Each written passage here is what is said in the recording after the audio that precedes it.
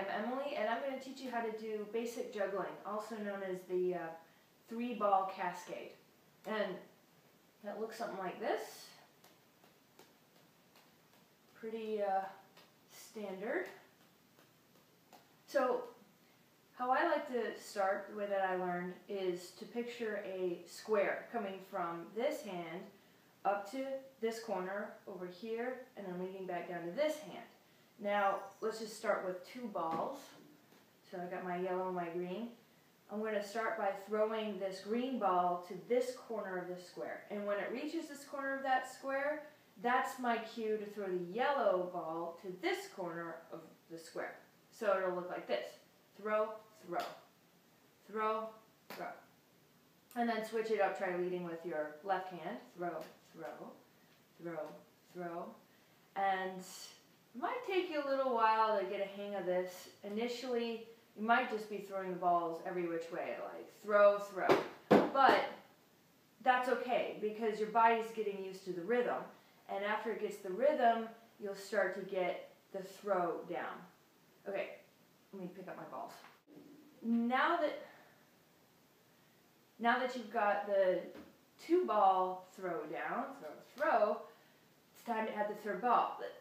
Something to notice is that there's space for a 3rd ball in there. So if you count 1, 2, 3, 1, 2, 3, 1, 2, 3. On 2 would be where you would throw the 3rd ball. So let's fill in that gap. Put in the 3rd ball here. I recommend, this is a little trick that I was told when I first started learning, to start with your not dominant hand. So I'm right-handed. I will put the 2 balls in my left hand.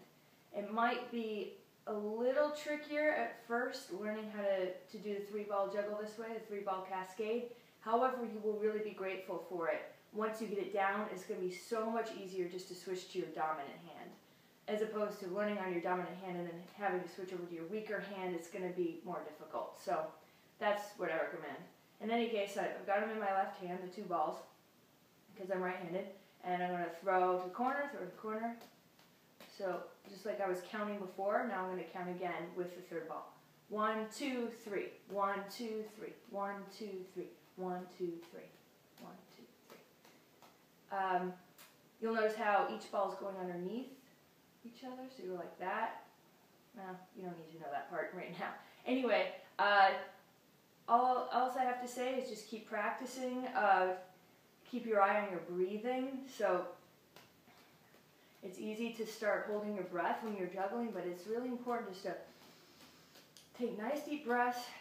It's a good way to ground yourself, good way to get in your body, great way to relax, get out of your head. Juggling can be very zen. Have fun with it, be patient. Every day you'll get a little bit better. If you've kind of reached a wall and you don't feel like you're getting any better, after practicing for a day, go to sleep, and when you wake up the next morning, I'm sure you'll be much better.